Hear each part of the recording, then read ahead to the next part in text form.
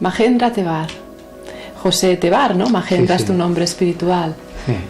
Has escrito el libro Levántate y ruge, de la editorial Sirio, hace muy poquito que está publicado, en coautoría con Joana Martín, Sí, sí. que es tu compañera de camino, ¿no? Un compañero de camino y de vida. Muy Sí, bien. sí. Bueno, tengo que decirte que tras leer el libro eres, desde luego, con diferencia, una de las personas más aventureras, inquietas que he conocido, ¿eh? Hasta el momento, y sigues, ¿no? Sí, sigo, sí, en la vida. Además hay intención de vivir muchos años, espero. Te voy a presentar. Naces en Montcada, en Barcelona. Comienzas tu búsqueda espiritual a la edad de 19 años, simultáneamente con el inicio de la práctica del yoga. No sé si se puede decir que eres un pionero aquí en España de... Sí, fue en el año 61. A los 24 años marchas a la India y a Sri Lanka y permaneces durante 6 años, 5 de los cuales como monje budista. Hablaremos del tema. Sí. Eres profesor de yoga, como decía, desde el 75 y eres maestro de Reiki. Y en el 2008, a través de Gira Ratan Manek, que te explicó, bueno, fuiste inducido en el Sun Gazing y también por otro maestro en el Surya Yoga, ¿no? Sí. Desde entonces has difundido el camino del yoga del sol a través también de conferencias. Eres conocedor de diferentes líneas espirituales y de eso queremos hablar. Muy bien. ¿Eh? Muy bien, muy Y sobre bien. todo, ¿qué ha representado para ti el camino del despertar espiritual? En el 66 marchas a la India e inicias este viaje con una profunda búsqueda espiritual.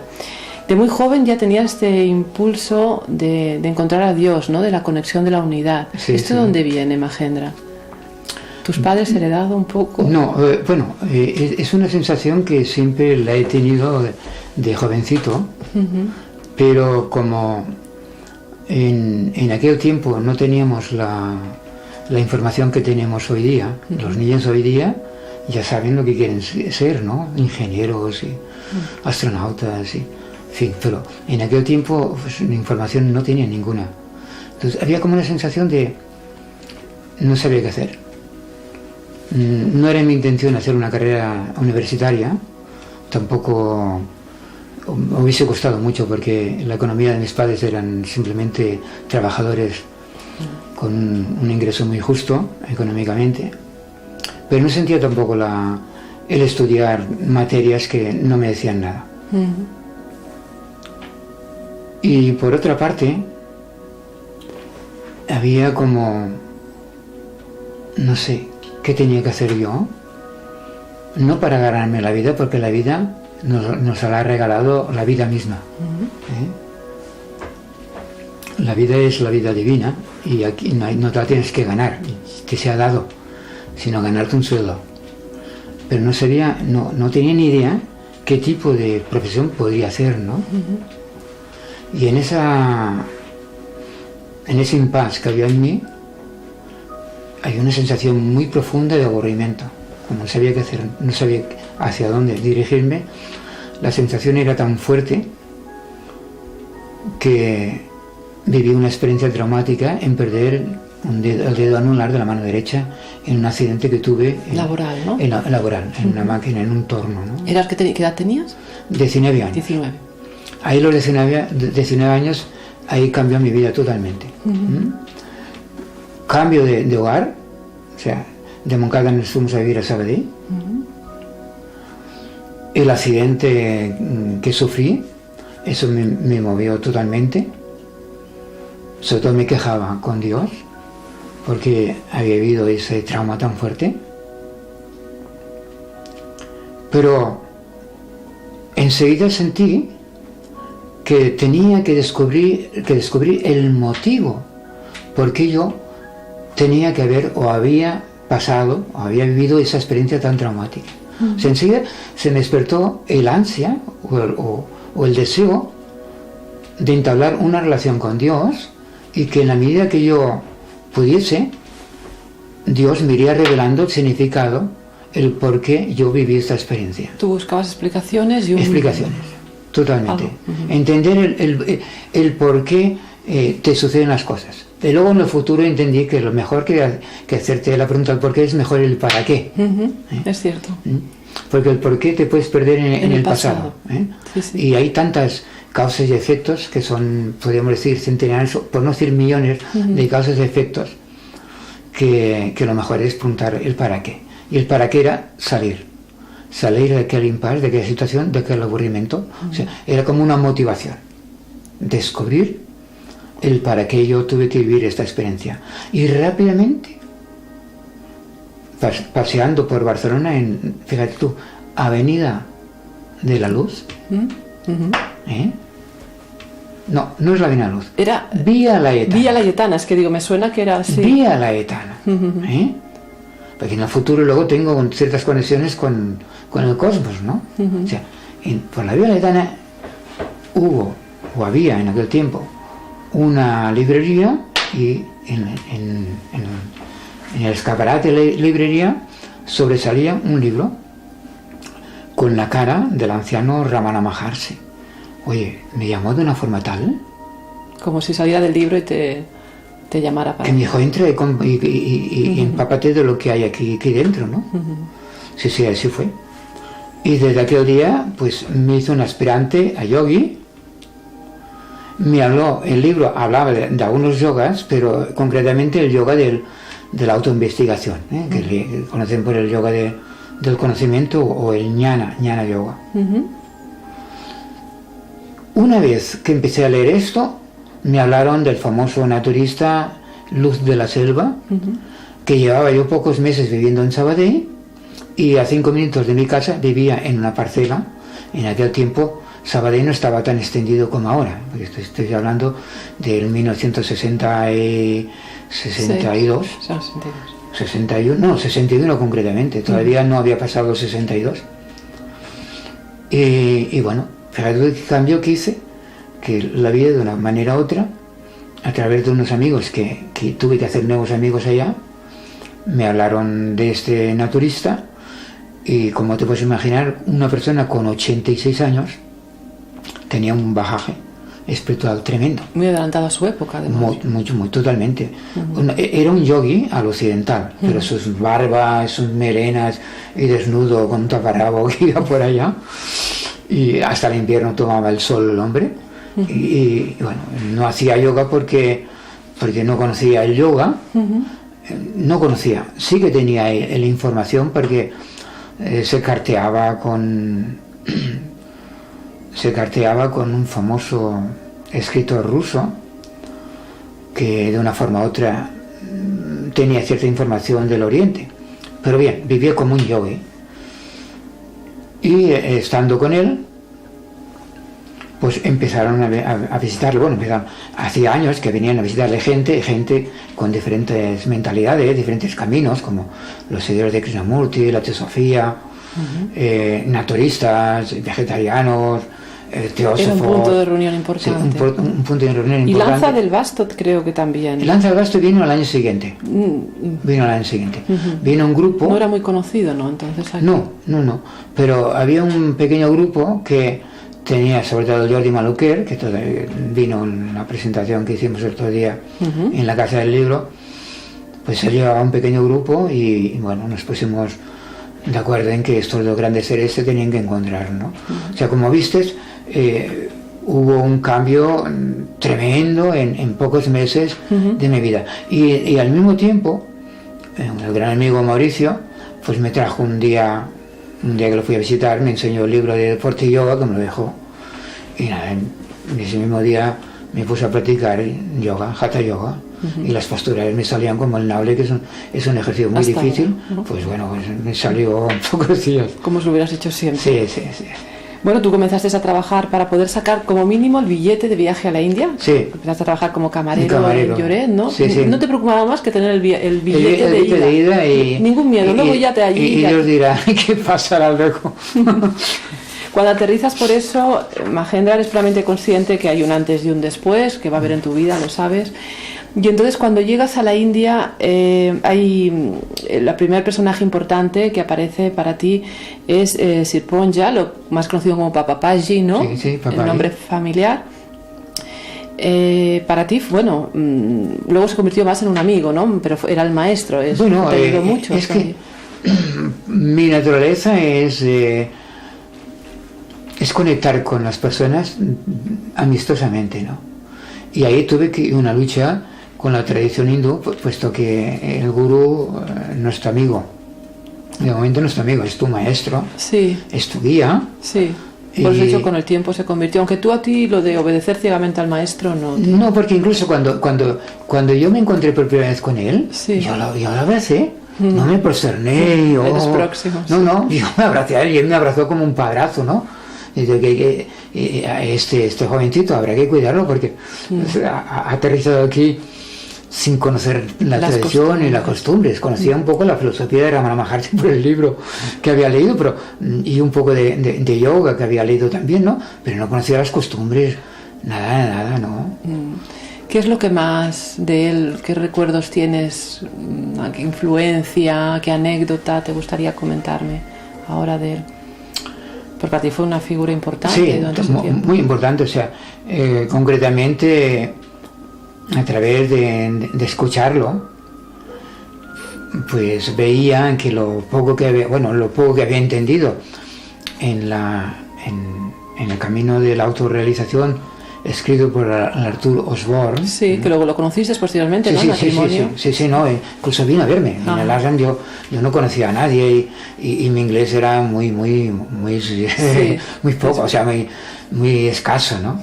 Y vino a verme, y estuvimos hablando un poco y bien. ¿Pero qué es lo que más te sedujo o cautivó de Siddhartha? Bueno, con Papaji era una persona que si tú no hacías preguntas, pues bueno, te preguntaba un boletín, como curiosidad te preguntaba qué hacías en tu país, ¿eh? Y luego pues hizo una pregunta muy fundamental que nunca me olvidaré, ¿no? O sea, ¿qué es lo que te ha traído de tu país aquí a la India, ¿no? Y yo le podía haber dicho, pues vengo a buscar un ser realizado, ¿no? Que me ayude a realizar la comunión con Dios, ¿no? Y poder encontrar respuestas a estas preguntas que yo sentía, ¿no? Que tenía, ¿no? Pero no, le dije, así me salió directamente, quizás también porque mi inglés no era muy boyante. Pues he venido aquí a la India a buscar a Dios, algo así como que en España Dios no me contestaba mis preguntas, pues venía aquí a la India a que me las pudiese contestar, ¿no? Y entonces él me dijo, es que Dios no estaba también allá en Barcelona. Claro, él era un maestro en dirigir tu mente hacia el interior siempre. Y no depender de maestros, que hasta un cierto punto pues me ayudó a verlo a él cada vez más, sé que es como un padre amigo, ¿eh? Y bien, he sido una persona que he buscado pero no he preguntado.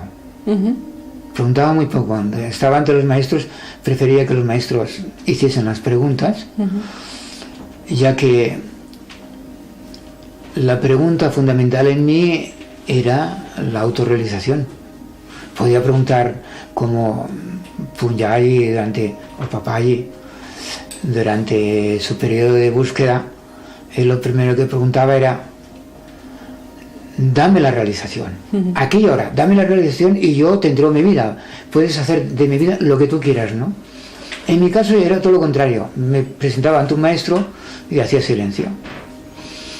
Si él me preguntaba, pues yo, a no ser que me saliese alguna pregunta. Pero quizás porque estaba muy marcado ya por Ramana. Es decir, fue el maestro de Papaji, fue Ramana. Fue realmente, Ramana me marcó. De hecho, Ramana, cuentas como a la edad de 18 años, tuvo una experiencia de muerte física, ¿no? Sí. Que duró media hora, sí. Y de la cual volvió con una profunda comprensión del ser, ¿no? Sí, totalmente sintió que él era espíritu, era el ser. Él decía que explicaba, ¿no? Que podía, en sus libros, que podía estar pendiente de absorto en una conversación o leyendo un libro, y en cambio también miraba hasta el periódico también, pero él nunca perdió ni por un instante que él era divino, que era uno con la divinidad, nunca lo perdió. Otros personajes carismáticos que conociste en tu estancia fue Nisargadatta. De hecho, te invitó a quedarte 15 días. Esta anécdota es buena que la expliques, ¿no? Porque pero tú tienes que coger un avión, te tenías que irte, porque además te dijo que si te quedabas esos 15 días ibas a conseguir la iluminación con él. Yo no sé si te has arrepentido, porque no llegaste a quedarte, te marchaste. Actualmente no me arrepiento, porque entonces me hago la famosa pregunta de Ramana Maharshi, ¿no? ¿Quién se arrepiente? ¿El ego? El ego no para siempre de quejarse y de arrepentirse de no haber realizado, pero es que el ego nunca va a realizar el ser. Pero sí, en aquel tiempo hubo en mí la sensación de que ¿qué hago? Porque yo ya tenía un hijo, David, que tenía 2 años, y esposa, y quizás tenía algunos compromisos en los centros de yoga. Iba a 3 o 4 centros de yoga, porque con un centro no podías, no te daba suficiente economía para mantener una familia, ¿no? Entonces iba a varios. En Barcelona iba a 3, el centro de Siddha Yoga, el centro del Taller 7, y luego iba a un centro muy curioso que me llamaron unas monjas, que eran laicas, pero eran monjas, que no me recuerdo si eran maristas, no me acuerdo qué escuela o qué línea seguían, y ahí tuve realmente unos años muy gratos de vivir con todas eran monjas, eran mujeres, ¿no? Entonces 3 centros, ¿no?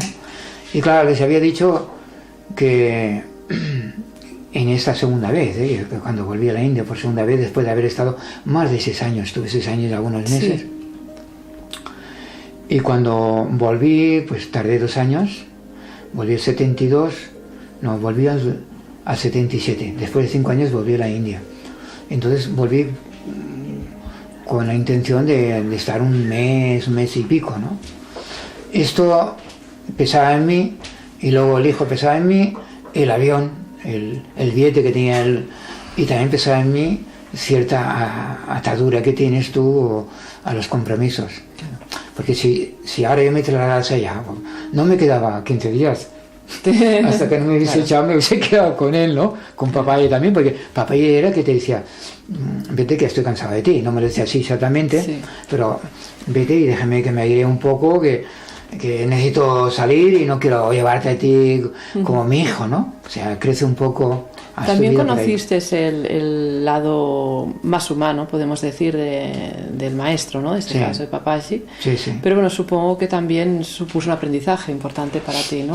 Claro, porque luego en el futuro fui aprendiendo que lo que señalas al otro, mira el dedo ese, ¿no? Sí, de donde está señalando, ¿no? Está señalando aquí, claro.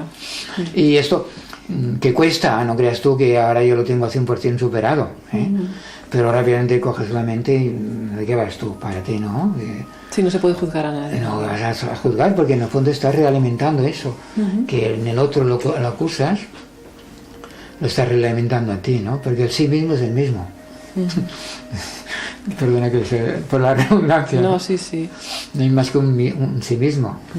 Y cuando tú señalas al otro, lo haces por inconsciencia, porque estás resentido, estás enfadado, cabreado, frustrado, todo ese mundo del inconsciente que se manifiesta. Hace pensar que no es correcto algo. Sí. Entonces, bueno, pues esto en aquel tiempo, pues, aunque era bastante comprensible, o sea, comprendía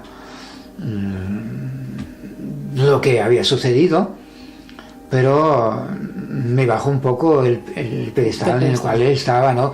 Veía esos aspectos humanos que en aquel tiempo no lo veía, ¿no? Veía que era Dios, pero digo, bueno, si Dios vive estas experiencias, pues y yo las siento también, pues qué diferencia hay a nivel humano entre él y yo, ¿no? Claro. Enseñanzas indirectas que fui aprendiendo a través de estos toques que yo fui viviendo, ¿no? ¿Hay mucho lobo con piel de cordero en la India, entre los gurús? Sí, no, en la India. Cada ser humano es un lobo con piel de cordero, con piel de cordero, cada ser humano. Hasta que no se limpie ese lobo feroz y realice que somos luces divinas, conciencias universales, hasta que no realicemos eso, todo el mundo va de oveja de oveja perdida por ahí, y necesitamos pastores, ¿no? Entonces te encuentras con un gurú, que él sabe de qué picojeas, que sabe en qué aspectos tú debes de trabajar, y bueno, y me dio unas cañas tremendas el papaye. Y yo, pues, como iba yo, pues, que había habido una experiencia supratrascendental, pues iba yo también de gurú, soy uno como tú, ¿no? ¿Esta primera experiencia ocurrió estando con Papaji? No. Yo viví esta experiencia en Sri Lanka. Vale, ahora hablaremos de Sri Lanka. A mí lo que me llama la atención, porque en el libro pues comentas muchos maestros, algunos conocices, otros que no, que hablas de algún yogi que encontraste en una cueva también. Bueno, muchos parece que tienen que llevar esa vida asceta, ¿no?, para poder lograr la iluminación. Y yo, o sea, saber si realmente no se puede conseguir en una ciudad, si realmente te has de encerrar en una gruta, en una cueva. Tiene unas ventajas vivir en una cueva y también unas desventajas. Porque si tú vives en una cueva aislado, los retos de la vida que te da una ciudad no los tienes ahí. Y cuando viene alguien a visitarte, vienen con una actitud sumisa, de que es un gran yogi, te vienen a traer comida, te vienen a traer, pues si quieres, algún libro o algo que quizás tú le hayas dicho a alguien. Y su actitud es de una humildad total, y lo que digas tú o lo que dice el yogi va a misa. O sea, es palabra de Dios. Y si el yogi se tira un pedo por decir algo, alguna que aquí nos escandalizamos, pues aquí no pasa nada. O se dice un abrupto, o viene allá un mono y coge una piedra y ¡pam!, y le tira al mono la piedra, pues nada. Pero claro, tú que tienes una mente occidental, pues estás viendo cosas que quizás las puedes criticar. Bien, normalmente el yogi está en una actitud que tiene pocos retos, quizás un mono o una serpiente. Por ejemplo, el que fue mi maestro, yogi mi maestro, de 2 días, Tat Bala, que es el que hablo de él, solamente 2 días, fue mi maestro. Él vivía con una cobra. Tenía una cobra ya que la acariciaba. No nunca la vi yo, porque si llegó a ver, salgo corriendo de allá, ¿no? Pero él tenía una cobra. Y si tu actitud es de estar meditando 8, 10 o 12 horas, y prácticamente estás con los ojos cerrados, o una de dos, te vuelves loco, o te iluminas. No hay más salida. No hay más no hay otro camino. Está la alternativa. Está el otro aspecto, que es que te entretienes con tu mente para no volverte loco. Y entonces, pues, hay casos, concretamente, pues voy a hablar de este maestro, que no lo menciono. Había otro yogi que vivía en una cueva más allá, que fue despertando unos celos tremendos, celos tremendos. El famoso maestro Mahesh Maharishi Yogi, el maestro conocido de los Beatles, pues conocía a Tat Bala Baba y lo consideraba uno de los grandes seres iluminados que habían por allá. Entonces el Mahesh Maharishi Yogi traía de su comunidad, que estaría a media hora de esta cueva, estoy hablando de Rishikesh, traía a sus discípulos occidentales y también indios, los traía, y Tat Bala Baba en hindi daba charlas y enseñanza a estos discípulos de Mahesh Maharishi Yogi. Mahesh Maharishi Yogi traducía lo que decía Tat Bala Baba. Bien, pues había un yogi que no podía soportar que no le viniesen los occidentales, no le viniesen gente a él, ¿no? Posiblemente sea una de las razones, no conozco todo de su mundo mental, cuál fue, y llegó un día en que no pudo aguantar más. Como sea, consiguió una pistola, y un día, cada día Tat Bala Baba, antes del amanecer, se iba al río y se bañaba. Él iba desnudo, yo iba con ropa, con jersey y todo, y él iba con un taparrabos nada más, iba y se bañaba.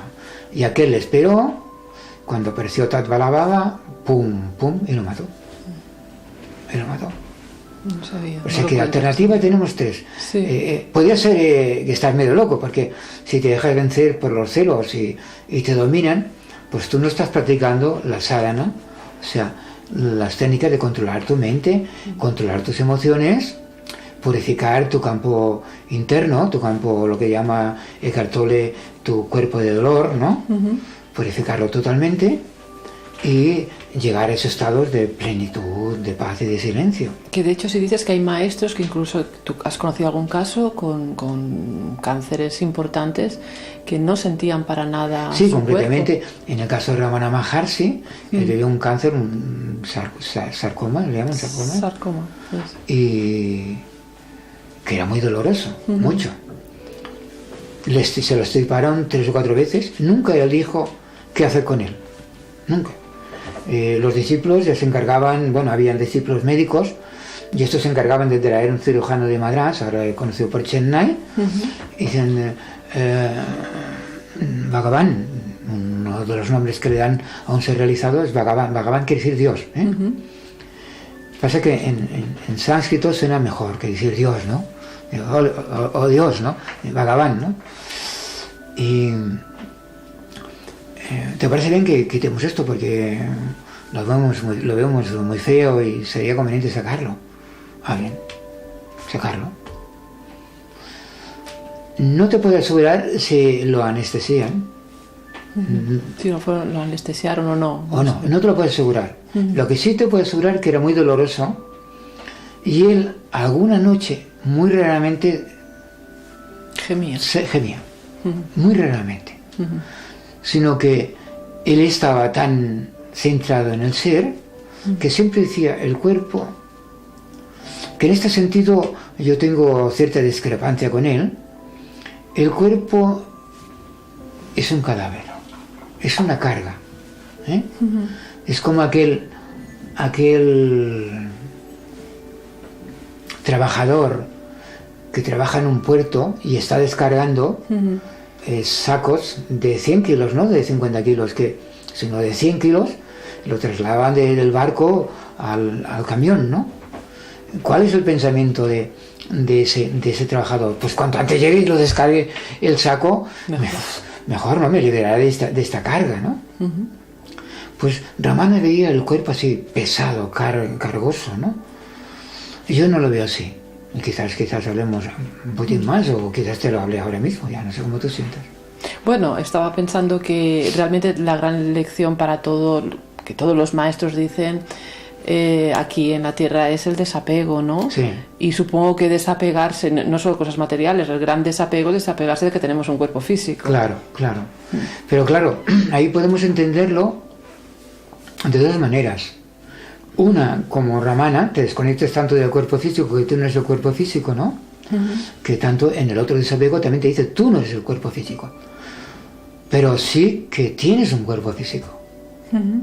Porque si te duele a ti la rodilla, no le duele al otro.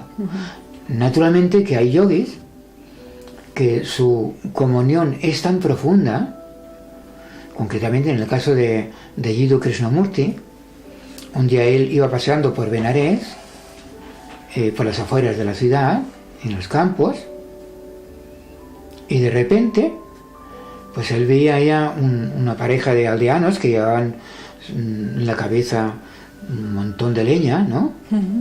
Vio pasar ya un carro llevado por bueyes en los campos y demás, y de repente él sentía los pensamientos de ese matrimonio, sentía que él era ese matrimonio, sentía que era el carro, el buey, el conductor del carro, sentía que era la pradera, los campos de arroz, etc. O sea, hay experiencias que te demuestran, te confirman que tú eres todo, y si a alguien le duele la rodilla, tú puedes sentir el dolor de rodilla. Te puedo explicar otro caso, ¿no? En el caso de Ramana se desconectaba tanto del físico que ese era su trabajo y no sentía el físico. Lo sentía de lejos porque miraba el diario o a veces hojeaba algún libro para contestar quizás alguna pregunta que le hacían, ¿no? concretamente en esta línea de Sri Aurobindo y madre, que también estuviste en el Arra. Sí, estuve y tuve la bendición de madre. Me costó abrirme también cómo complementar la visión de Ramana, de que tú no eres el físico, que tú eres el ser, tú eres conciencia. Esta conciencia es existencia, siempre ha existido, siempre ha sido conciencia de su existencia, y como no tiene carencia de ningún tipo, pues es felicidad. Eso en terminología hindú le llaman, o en sánscrito, Satchitananda. Pero la visión de Sri Aurobindo dice, ¿por qué no cuidar el vehículo? Cuídalo, sin apegarte, pero escucha su lenguaje y mira de tenerlo sano, equilibrado, y no solamente el cuerpo físico, ¿no?, sino también el cuerpo emocional, que tú sientas una cierta alegría, un contentamiento, y eso te ayudará al tener este equilibrio del físico, que está sano, que lo tienes ágil, aunque tengas muchos años, tienes una calidad de vida, emocionalmente te sientas contento y feliz. Esto te ayudará a que tu mente vaya reposando cada vez más y encuentre esa paz de ese famoso lago que mencionan, ¿no? Que la mente con los pensamientos no agitan ese lago, y ese lago es tu real naturaleza.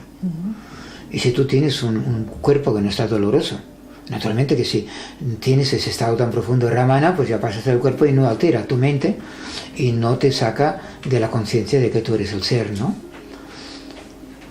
Puesto que la mayoría de la gente no estamos en esa profundidad de concentración y de realización, pues cuida el cuerpo, que esté sano lo máximo posible.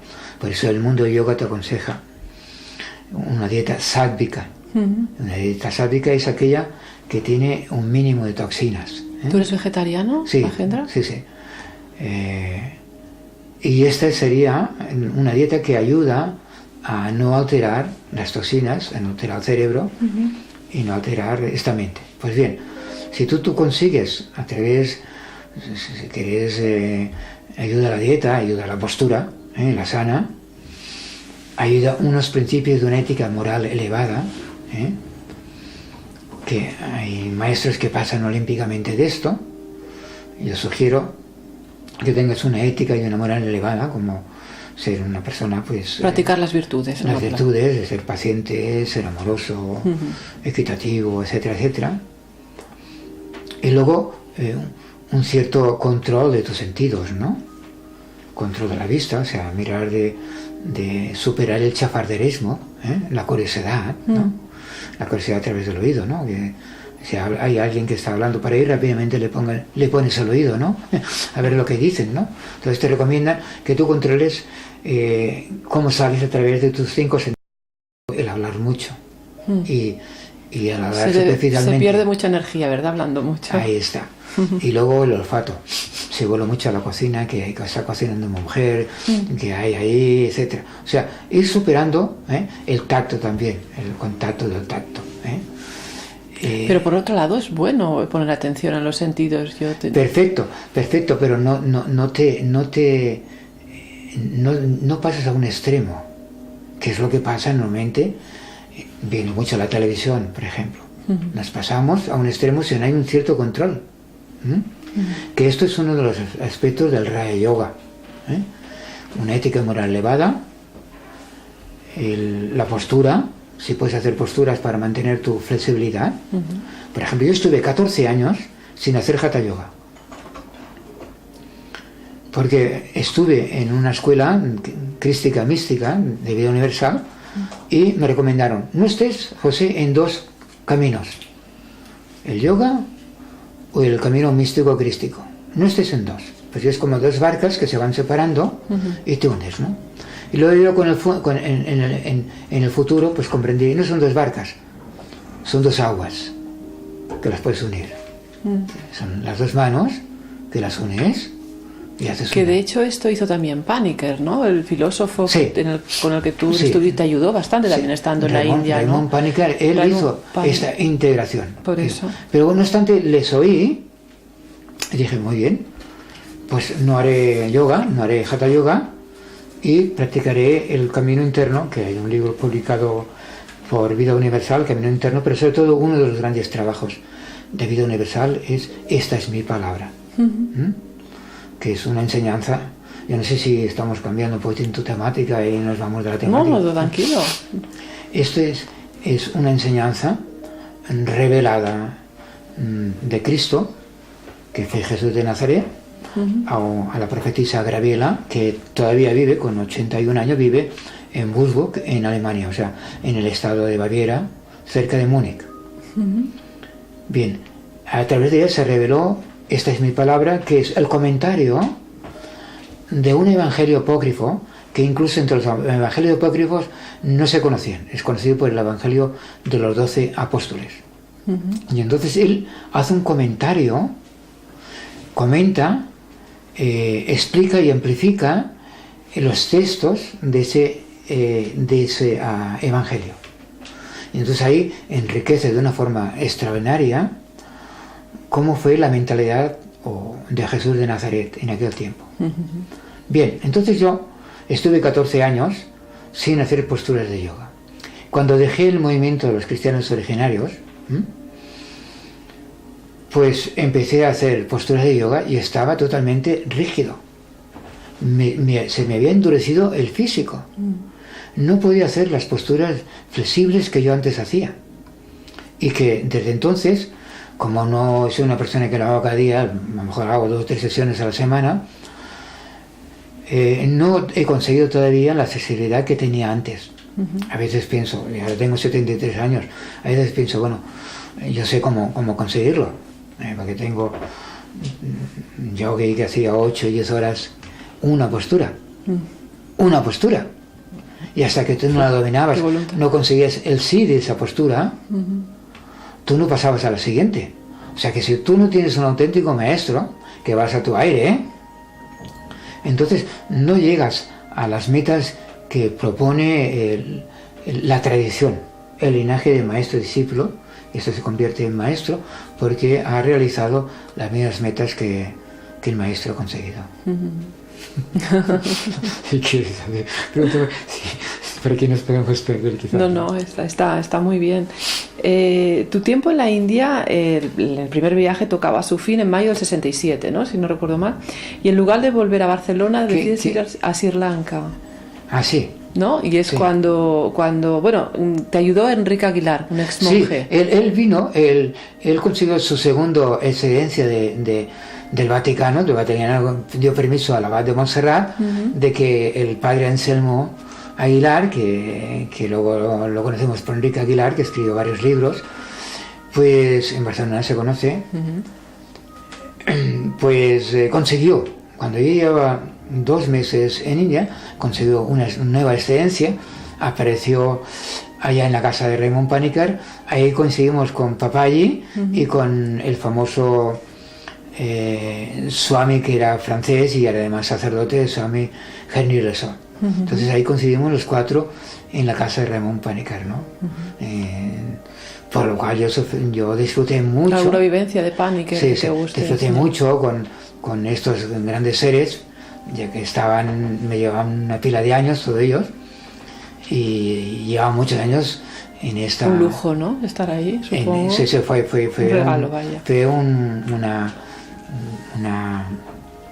don que el Divino te concede en el paso de tu vida, ¿no? Que también te concede a veces pruebas muy duras también, ¿eh? Sí, pero en la medida que tú tienes grandes experiencias, pues vienen grandes pruebas. Pero las tormentas te templan, ¿no? Dicen. Sí. También son necesarias las tormentas en la vida. Sí. Tú te fuiste, Enrique Aguilar creo que fue el que te condujo al templo budista de Kotagena. Kotagena es la zona de Colombo. Vale. El templo es Dipadutta Ramaya. Te agradezco que lo hayas dicho tú. Sí. Allí, te ordenaste como monje. creo que tenías, reconoces que tuviste una dieta deficitaria en ese momento, sí, ¿no? Sí, te pasó factura al cuerpo. Sí. Bueno, empezaron a dolerme los dientes, iban al dentista, como era monje me lo hacían gratis, ¿no? Y me lo arrancaban, ¿no? Porque había una carencia de vitaminas y minerales tremenda. O sea, ya la receta, el yogi, tanto del yogi de la India, porque tú te encuentras yogis de la India que apenas tienen dientes, o sea, como el porque cuerpo... tú has mendigado, ¿no? Comida como otros... mendigaba también, y cuando mendigaba a veces, pues era la comida que a veces, pues habían algunas salsas, algunas verduras, pero todo era hervido, todo hervido. Yeah. Y se sabe hoy día que el hervir desnutre, o sea, matan los componentes de vida que hay en los alimentos. O sea, la luz, la fuerza, la vida que hay, más allá de los 40 grados, y hervimos a 100 grados, mata una cantidad de alimentos que la gente no lo sabe, y la ciencia debería, a través de los canales de 1, 2, 3 y 4 y demás de la televisión, deberían de hablar de esto, no a las 12, a la 1 de la madrugada. Entonces, con ello quieres decir que la mejor dieta es la crudívora. Es esta la que es natural. O sea, tú puedes comer mucho, vegetales, pero estás desnutrido, porque la gama de minerales, y no soy un profesional en esto, o sea que hay profesionales que te pueden hablar largo y entendido sobre este tema. Todos los minerales quedan matados. O sea, sí. Y tú, claro, tienes una sensación de llenar más el estómago, y ¿qué hacemos con el tiempo? Nos cargamos el estómago. Y luego tenemos 3 filtros. Los filtros del coche, cada año los cambiamos, los limpiamos. La humanidad no cambia los filtros del coche. El hígado, los riñones, los pulmones, no los cambia. Entonces la dieta que menos te carga de toxinas es la dieta crudívora. Y es la que estamos, tanto Yana como yo, estamos poniendo énfasis. A veces yo pues hago un hervido, porque de vez en cuando pues me hace gracia comerme una verdura que en India, cuando la comía aquel día disfrutaba con mi arroz, ¿no? Que eran, le llaman okra, no sé si la conocéis. Okra es una especie, en inglés le llaman ladyfingers, y ahora en hindi ya no me acuerdo el nombre, ¿no? Y cuando el día que me servían el arroz con ese frito de esa verdura, pues bueno, era comida celestial. Claro, hay que darse también algún gusto. Pero muchos días solamente arroz y luego un picante, el curry para darle gusto, y poca cosa más. Los domingos nos daban, era más rica la dieta, pero claro, a cabo de 6 años y meses más que estuve, 6 años y pico, pues las carencias, bueno, empecé a ir al dentista bastante a menudo, y ahora tengo una carencia tremenda de la boca, sí, de motofundas y demás. Sí. Fuiste durante aquel tiempo a la universidad para obtener la diplomatura en budismo, ¿no? A mí me engañaron y fui... ¿Sí? Sí. Yo fui ahí a buscar un ser iluminado, no a buscar un título. No buscar un título, sí. Claro. Es curioso. Precisamente me llamó la curiosidad de qué extraño que... Esas pruebas de la vida, ¿no? Que tú cedes, ¿no? O sea que, bueno, Enrique, como era un erudito, un teósofo, sí. No teósofo, un teólogo. Teólogo. Tenía la carrera sacerdotal, ¿no? Sí. Teólogo.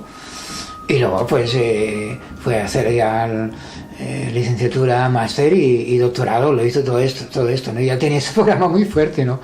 Y de una forma u otra, pues con mi maestro, que era una bienísima persona, venerable Ananda Mahatera, Ananda Maitreya, que bueno, es extraordinario este ser, ¿no?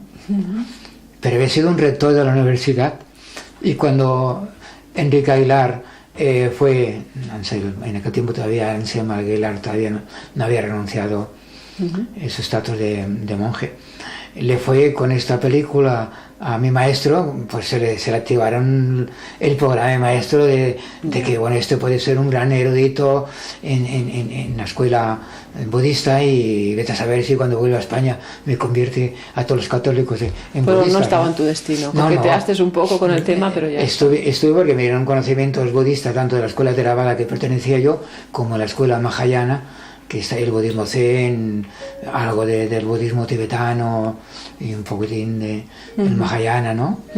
Porque tampoco en 2 años no es más que una pincelada de lo que enseñan ahí. Podía haber hecho, carrera, pero el gran mérito también es que no dominabas el idioma. No, gracias a esto dominé el inglés. Por eso, bueno. El inglés indio. Claro, sí. Y cuando me encontraba con un americano y un inglés de Inglaterra o un australiano, tú qué estás diciendo, dímelo más lento, ¿no? Porque el acento varía bastante. Sí. Allí sí que te ocurrió en el templo budista, precisamente en el patio del templo budista, tuviste una experiencia precisa de despertar. Sí. Ahí fue un principio y un fin de mi camino. ¿Un fin de tu camino? Sí, fue un fin totalmente de camino. En ese momento yo comprendí a Ramana Maharshi totalmente. Sí, yo me sentí Ramana Maharshi, totalmente iluminado, totalmente sabio, con una experiencia de que me había fundido con la mente universal cósmica. Algo fue tremendo. Yo volaba. Y este estado era constante, porque indicas sí, que... eso fue constante, pero en ese periodo de un mes fue empezando a aflojarse la cosa. Si hubiese estado con Papayi o con Ramana, en el caso de Ramana viviese, si hubiese estado con un maestro, entonces me rasco un poco de tiempo que me da calor y me pica un poco. Por eso que hago, lo que tienen que los hago focos, estos gestos. sí, ¿no? Tranquilo. Entonces,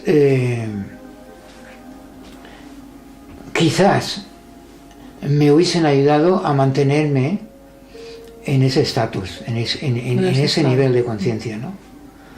Pero el maestro interno, que siempre es el que manda, que es el maestro que tenemos en nuestro interior, como sea, tuve que vivir el bajar otra vez, sentirme normal y corriente, de no ir de gurú, porque iba de gurú, iba tremendo. Cada vez que me hacían preguntas y demás, daba unas respuestas que se quedaban alucinados. Aquellos sí se posternaban mis pies, y bueno, y eso empezó a nacer en mí como una sensación, no es mi vía, o sea, mantenerme ese estatus de que me siento liberado e iluminado, de acuerdo, pero todo lo demás que se estaba manifestándose, aquello no me gustaba nada. Y empecé a tener como una sensación de lucha interna en la cual no supe integrarla. Empecé a bajar cada mes, y... volvió a surgir todo otra vez, las dudas, los miedos, ¿no? Supongo. Cosas de estas, pero que tenías un control ante ello, pero me sentía que aquella experiencia se disolvió. Queda esa sensación profunda, pero unas ciertas tendencias que hay en la mente y en el inconsciente colectivo, o en el subconsciente, como podemos llamar, eso aflora. Y cuando aflora, pues como tienes la herramienta de controlar la mente, pues la controlas y pum, la llevas al interior y pasa la cosa. Estuviste también en la comunidad de Swami Sivananda, ¿no? Y allí descubriste un yogui que miraba intensamente el sol. Tuvieron que pasar 40 años más para que fueras iniciado por Gira Ratan Manek. Sí. En ese tipo de yoga. Gira es un ingeniero, o era un ingeniero náutico, que recibió, explicas, la bendición de un maestro que le dijo que trajera el camino del sol a la tierra. Concretamente de Babaye. El famoso avatar que, bueno, que es de la gran riqueza que tiene el mundo del yoga en la India, que todavía, lo que podemos hablar de los grandes rishis del pasado, ¿no? Yoga Vasista, Agastya y demás, ¿no? Pero ahí está muy presente en la conciencia no solamente de la India, sino en la conciencia del mundo occidental, ya que la autografía de un yogi, de Nanda Paramahansa, esto ha marcado mucho. Y Gira Ratan Manek tuvo la o estuvo agraciado en Rishikesh encontrárselo 2 veces con Babaji. Y a partir de esos encuentros... No, pero fue antes. Antes fue con la madre de Ashram de Sri Aurobindo. No sabría decirte en qué año, si la madre desencarnó en el 74, pues antes del 74, porque yo conocí a la madre 73, 74, no me acuerdo exactamente.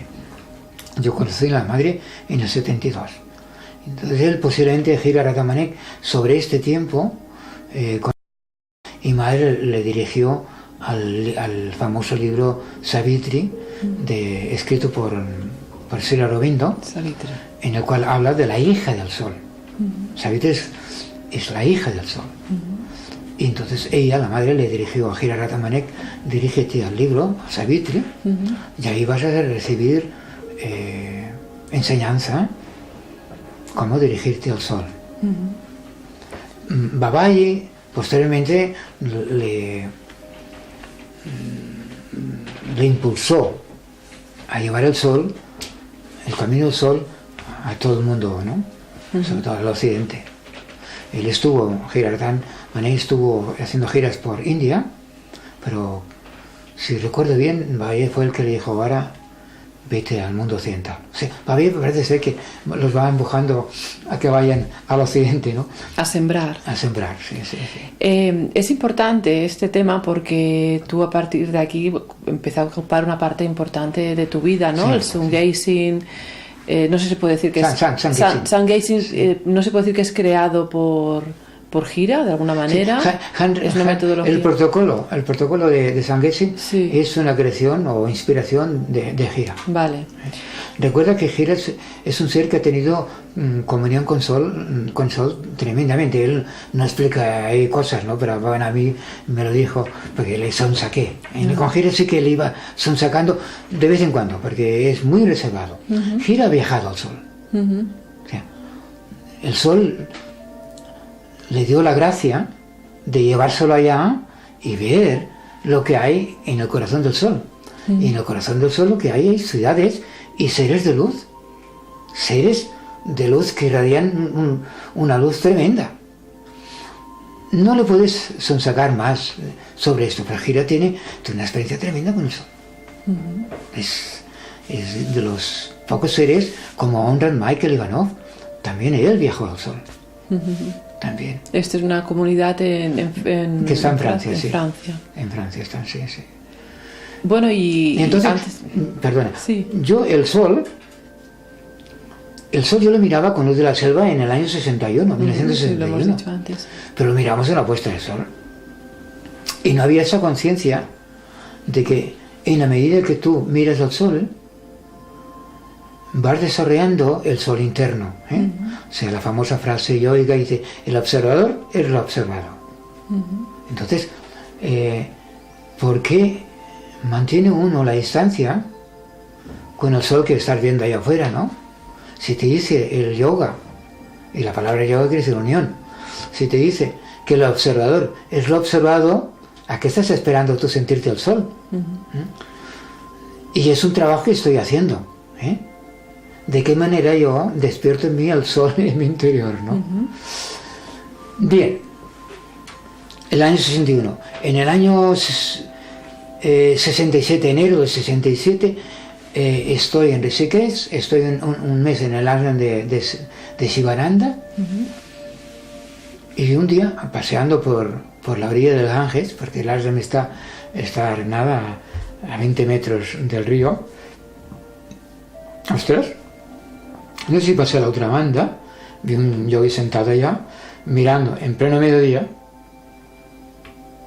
a las 10, 11 o 12 y media, porque lo vi varias veces, mirando el sol hacia arriba, ¿no? Fíjate que imposible hacerlo nosotros, de hacer de una manera... Bueno, yo como había mirado un poco el sol, la puesta del sol... ¿Te pusiste a mirar? Me puse a mirarlo, y bueno, si me quedé ciego... De milagro. Pero volví otra vez, porque soy una persona que repito las cosas 2 veces para ser... O sea, no me rajo, o sea, no me tiro para atrás, vuelvo a insistir otra vez, ¿no? Y volví otra vez, que no podía. Y gracias al cielo que no pude, porque me hubiese... Ahora lo puedo mirar, si quiero. Un momento lo puedo mirar, ¿no? y quizás más, pero quizás me esté jugando a tener problemas con la vista. O sea, cuando tú has hecho el proceso de los 45 minutos, que se van aumentando progresivamente, ¿no? Entonces tú lo puedes mirar.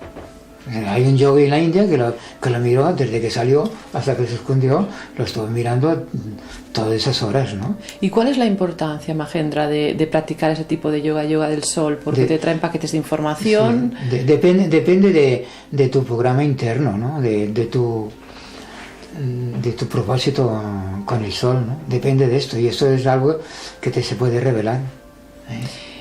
Y bueno, y además también trae muchos beneficios, ¿no? Sí. Antes, fuera de totalmente, cámara lo comentábamos. Un montón de beneficios, ¿no? Si el sol, gracias al sol, las plantas dan los frutos.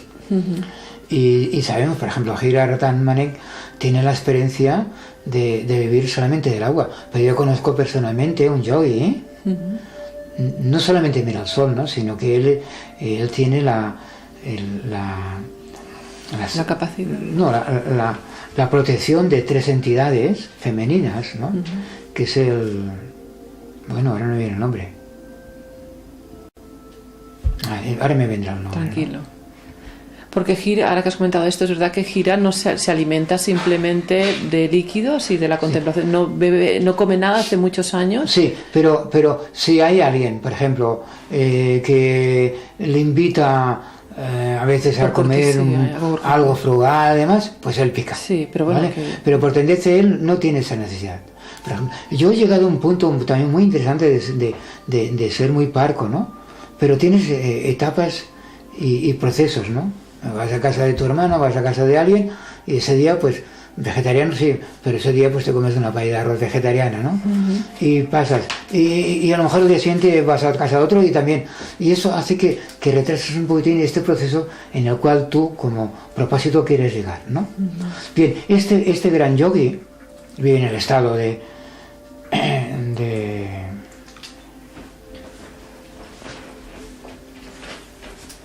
está debajo de Rajasthan. El yoga se llama Prahladyani, y el estado no me viene, Gujarat, estado de Gujarat. Hago así para situarnos, no sé a cuántos, no sé, un par de miles de kilómetros, no, quizás no tanto, al norte de Bombay. Goa, Goa está al sur de Bombay, a 500 kilómetros o un poquito más, aquel pues quizás, o a 1000 kilómetros está el Prahladyani. Y Prahladyani es que ni siquiera bebe agua. Hay 3 entidades que le dijeron, tú no te preocupes, a una edad temprana de, no sé, 10 o 11 años. Tan joven. Se le manifestaron, que son las 3 deidades, que son las consortes de Brahman, que es Prajapati,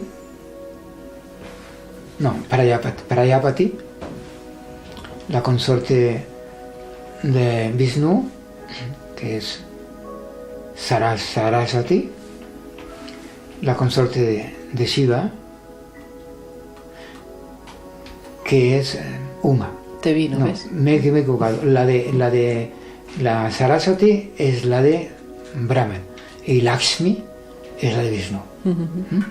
Y Uma, que tiene también el nombre de Prajapati, es la de Shiva. Bueno, pues estas 3 consortes se le manifestaron a Prahladyani y síguenos con nosotros, te llevaremos a ver una cueva. Y claro, el crío, pues, jovencito, ¿de qué viviré? No te preocupes que nosotros te alimentaremos. Y así fue. Él miraba el sol. No pude hablar con él largo y tendido, de sacarle más información sobre el sol, pero si él miraba, no sé si todavía mira, no lo sé, pero sé, y seguro a ciencia cierta, porque también fue los mismos médicos que supervisaron a Gira Ratan Manek, lo supervisaron a él también, ¿no? Estuvo, no sé si 10 días o 15 días y nada. Y el fenómeno es auténtico, pudieron comprobarlo. Por lo tanto, el sol o una entidad de estas, también tenemos una hostia sagrada la famosa Santa Teresa de Neumann, en el estado de Alemania también, esta con una hostia de estas que comía cada día, vivía de esto. Por consiguiente, es posible, que es uno de los trabajos que estamos haciendo todos aquellos que sienten de mantener el cuerpo físico lo más longevo posible y lo más sano posible, que despierte en nosotros estas capacidades que algunos yogis de hace miles de años que ya lo han conseguido, y si algún yogi que es físico como nosotros han desarrollado estas capacidades, ¿por qué no los seres que vivimos más o menos en este entorno no podemos desarrollar estas capacidades, ¿no? Entonces es algo que le pido al sol, ¿no? Por ejemplo. ¿Tú lo practicas cada día? Sí, lo practico y no dejo. Si no vienen estas capacidades, igual no me voy a desilusionar y no me voy a enfadar con él como lo hice en el pasado, puesto que lo más importante está en mí, y está en ti, y está en Joan, y está en Joan, ¿no?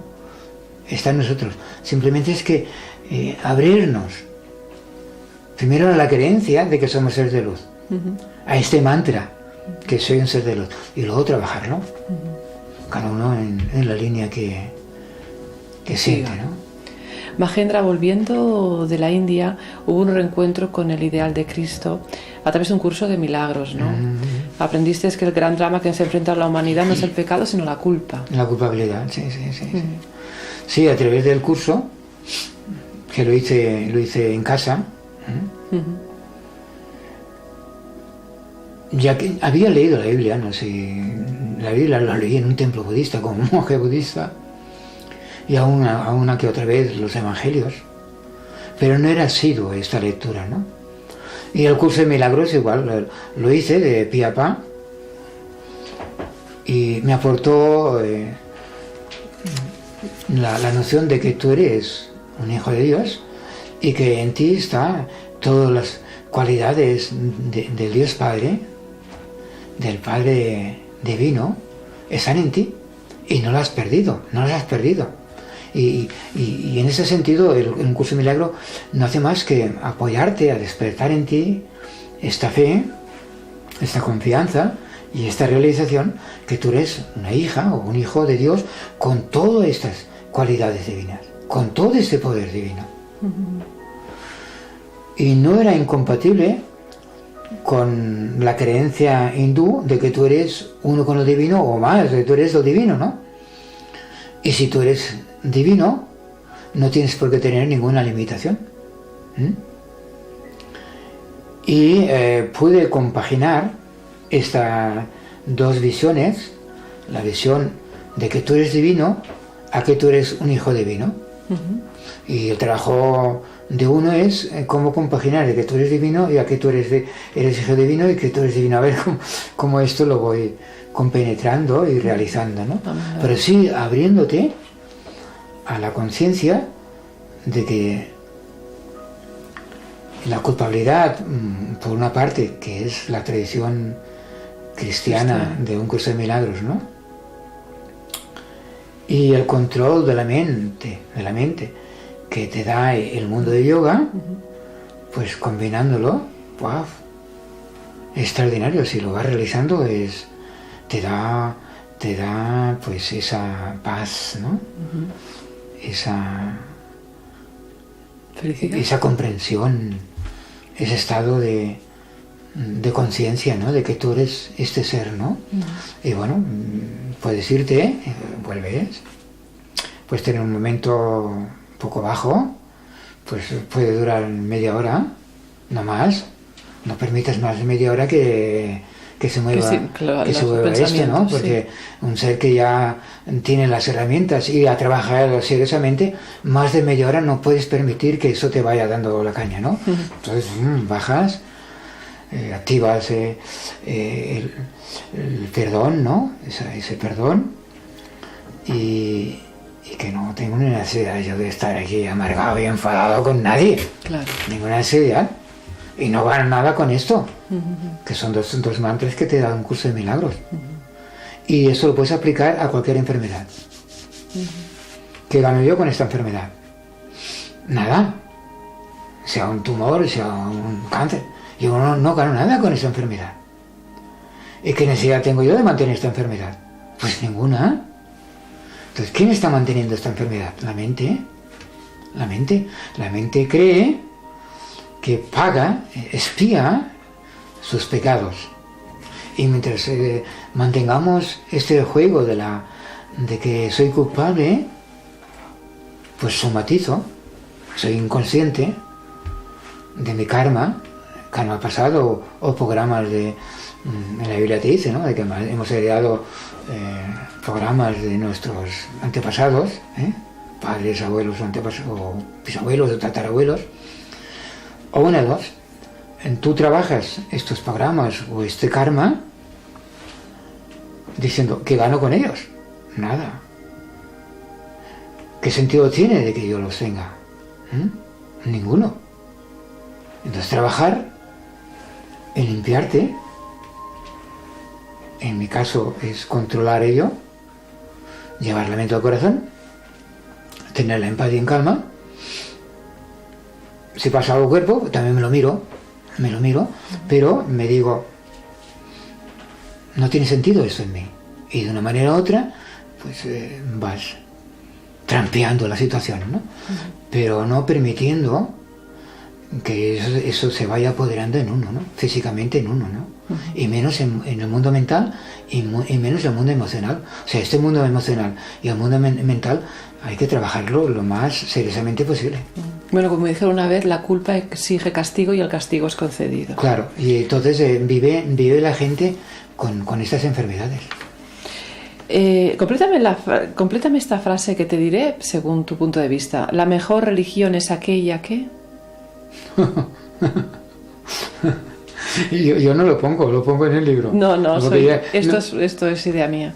Porque para mí sé cuál sería la mejor religión. Es aquella en la cual tú te sientas libre de ella, ¿no? Porque normalmente la religión es un cuerpo que te puede ayudar. Mira, Lanza Bastos, ¿sabes qué decía? Que son muletas.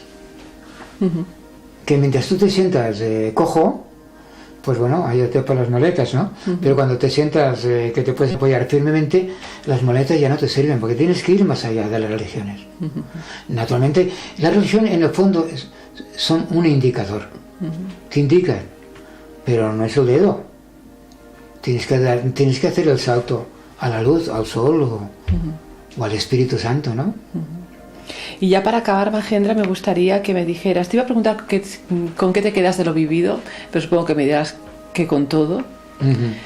Pero sí que le dirás algún consejo a alguna persona que se inicia en el camino espiritual, alguna sugerencia, con lo que tú ya has vivido. Sí, claro, trato de ser lo más imparcial posible, pero lo más grande que te puede dar estas religiones, estos caminos, es que tú dirijas tu mente al corazón en cada momento que veas que la mente se va al cerebro. Bajar la mente siempre al corazón. Porque si la tienes ahí, tendrás una mente amorosa. Si la tienes en el cerebro, tendrás una mente racional que enjuiciará. Bajar la mente al corazón sería como preguntarme qué es lo que haría el amor en este lugar. Ahí, perfecto. Dios haría esto, Dios pensaría en esto. Entonces, es el gran secreto que nos estos maestros nos han pasado, es este. Ten la mente en el corazón. Ten las emociones en el corazón. Porque si las emociones y los pensamientos están en el cerebro tiene la capacidad, fíjate tú, qué grande ha hecho el universo. Y el universo es una mota. Pero la mente, fíjate qué grande, qué enorme que es. O sea, de un grano de arena hacemos grandes montañas. Y eso es lo que hace la mente estando en el cerebro. Si la llevas al corazón, entonces tú serás un ser de amor, un ser divino. También te digo que la mente es un instrumento, una herramienta, que la tendremos que utilizar, ¿no? Como el cuerpo es otra herramienta, que la tenemos que utilizar en este tiempo, en el tiempo. Pero el tiempo es para utilizarlo para trascender el tiempo, no para quedarte agarrado a él. Pues gracias por esta entrevista, Mahendra. De nada. Felicidades por el libro. Gracias. Y bueno, el libro en realidad es un viaje por diferentes maestros exteriores, porque hay mucha información de diferentes maestros, pero en realidad vamos a buscar al maestro interior a través de estas páginas. Sí, sí. Pues gracias. De nada, a vosotros.